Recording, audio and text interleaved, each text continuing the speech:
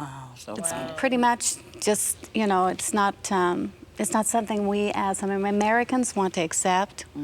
And so we will throw it somewhere else. That's what we do. We'll take the dirty and throw it somewhere else because we don't want to go there. So that there, and there's a couple more that I sat and watched in my office and just cried. And I cried because I felt the Holy Spirit and it drawed me. But I am an eyewitness now. I am an eyewitness to girls that have been sold in the sex slave industry. And I have not only witnessed it, I have looked into their eyes. And that divides the girls from the mothers. That divides everything. That divides us as a play Christian and one that's really serious. When you look into the eyes of someone that you're sitting across from, and the reason that I know that I'm an eyewitness was because of the fact she goes to different countries, of course, but she goes to Thailand, and I might tell you, Thailand is the worst country in the world for sex trafficking. There are hundreds of thousands.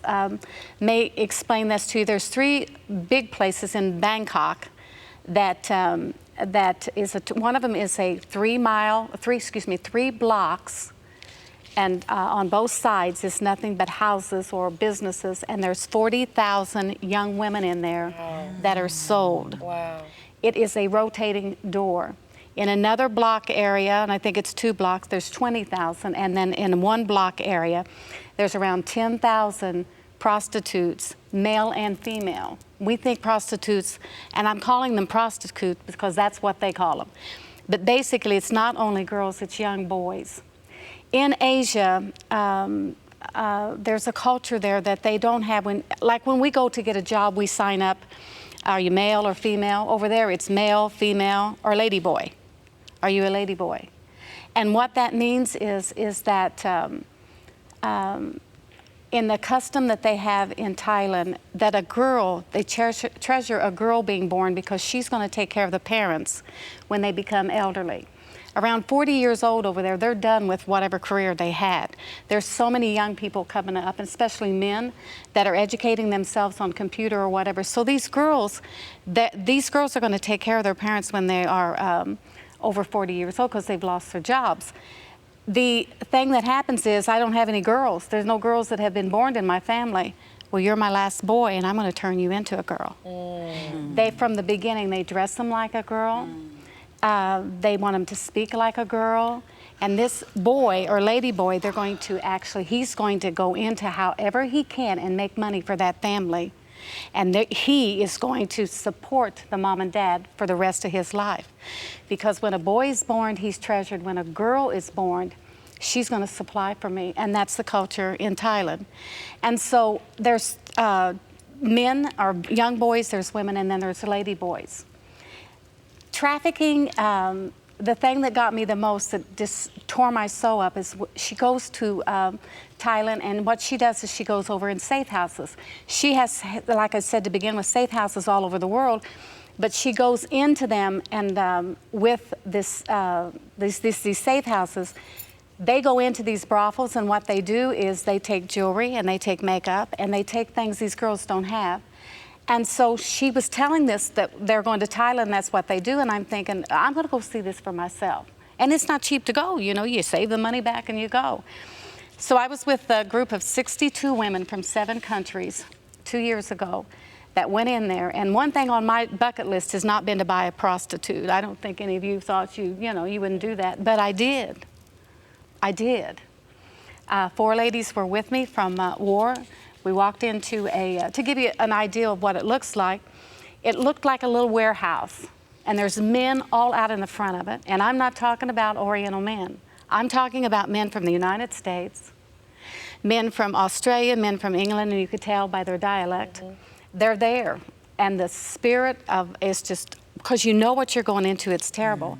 Walk in this place, it was called the Fishbowl. That was the name of this establishment. And when you walked in, there were some chairs around where some girls and men were sitting where they were giving them alcohol. And then right in front of you was this room, it looked like, that was either plexiglass or glass, And there were 60 or 70 young girls in there, 60 to 70 of them in there. And we were going to walk up there as 4 women that had never been there and choose which one we wanted for the night. Again, I'm like way out of my element. One lady had done it one time before, and you've got this leeching people looking at you. But you're carrying these gifts, remember, because they take gifts in.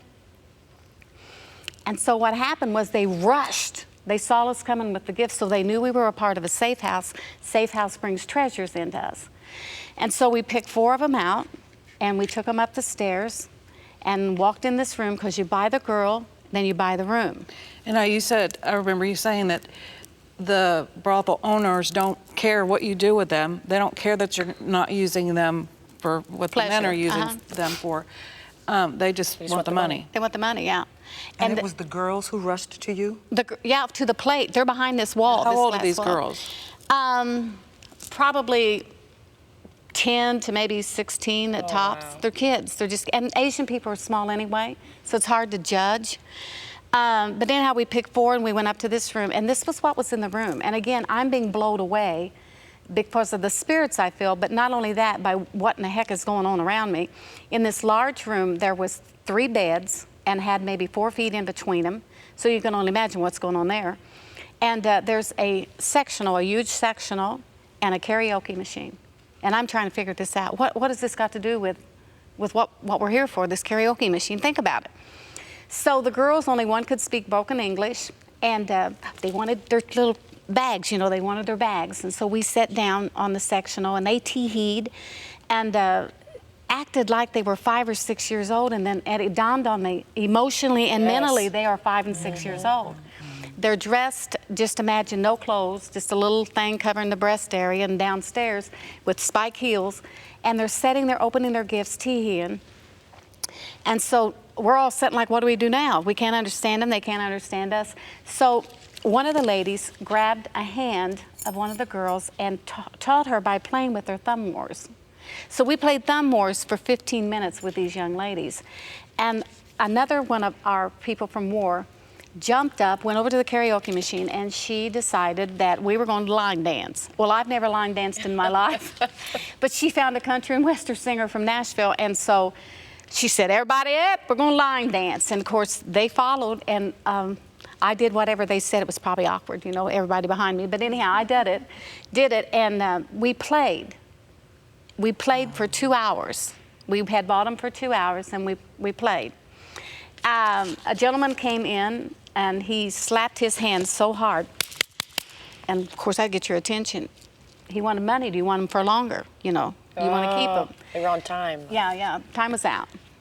That's when everything took a downhill for me, because everything about the childlike left, and we went into, oh my God, I got to go back downstairs. You could see it in their eyes. Again, they didn't speak English, but you could see it.